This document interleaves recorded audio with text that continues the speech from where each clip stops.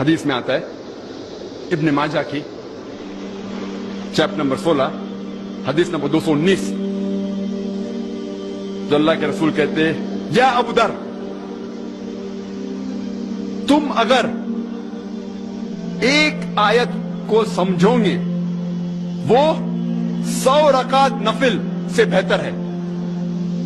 اللہ کے رسول فرماتے یا ابو در تم اگر ایک قرآن کی آیت کو سمجھو گے وہ 100 رکعت صلاح نوافل صلاح سے بہتر ہے.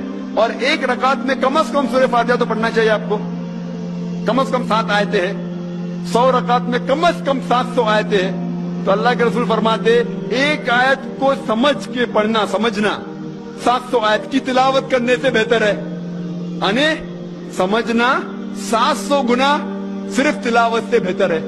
اللہ کے رسول فرماتے ابن ماجہ میں اور یہ صحیح حدیث ہے.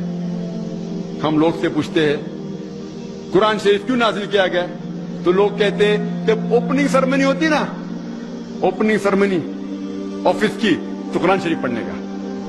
جب گھر کا افتتاح ہوتے تو قرآن شریف پڑھنے کا.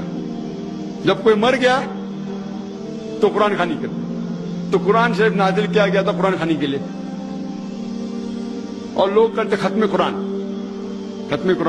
1 2 3 ختم قرآن کے رمضان میں 3 بار 4 بار 10 بار. الحمدللہ آپ کو ثواب ملے گا انشاءاللہ ملے گا. لیکن اگر آپ رمضان میں 2 بار ختم قرآن کرتے ہیں میری یہ رائے رہے گی کہ ایک بار عربی میں پڑھو اور ایک بار ترجمہ پڑھو وہ بہتر ہے.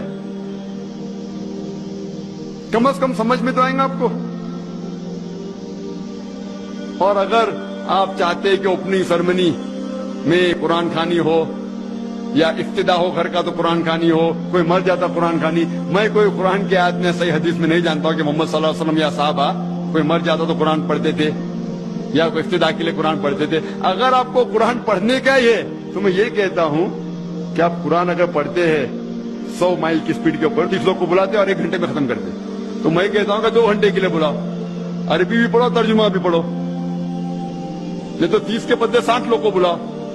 ایک آدمی اگر 1 پارا پڑھتا ہے تو ایک آدمی کو بولا آدھا پارا پڑھو عربی میں اور آدھا پارا ترجمہ پڑھو. کم از کم وہ قرآن تو پڑھنا کا حدیث میں لکھا نہیں لیکن کم از کم اگر آپ ترجمہ پڑھیں گے تو آپ کو علم تو حاصل ہوگا اور انشاءاللہ کچھ چیز کے اوپر عمل تو کریں گے. تو قرآن کو سمجھ کے پڑھنا بہت ضروری ہے بہت ضروری ہے. اور ایک مثال میں پیش کرتا ہوں کہ اگر آپ فرانس جاتے ہیں ایک ڈگری حاصل کرنے کے لیے BSc کی ڈگری. آپ فرینچ نہیں جانتے آپ کلاس اٹینڈ کرتے ہیں. کلاس اٹینڈ کرتے ٹیچر استاد آپ کو پی دیتا ہے پریزنٹ. بولتے حاضر ہے تو پی لکھتا ہے present P four present English میں پریزنٹ. آپ پورا سال پریزنٹ رہتے پی ملتا ہے آپ کو آپ خوش ہے. جب ایگزامینیشن آتا ہے تو کوشچن پیپر سوال کا جو پیپر ہوتا ہے وہ آپ کو فرینچ میں ملتا ہے. آپ کو فرینچ نہیں آتی آپ کچھ سمجھ نہیں سکتے لیکن ایگزامینیشن میں بھی آپ کو پریزنٹ ملتا ہے پی. کیا آپ جواب دے سکیں گے پیپر کا؟ آپ کچھ سوال ہی نہیں سمجھے تو جواب کیا دیں گے؟ تو یہ پی جو ہے وہ پریزنٹ کے لیے پاس کے لیے نہیں. آپ ایگزامینیشن میں فیل ہو جائیں گے.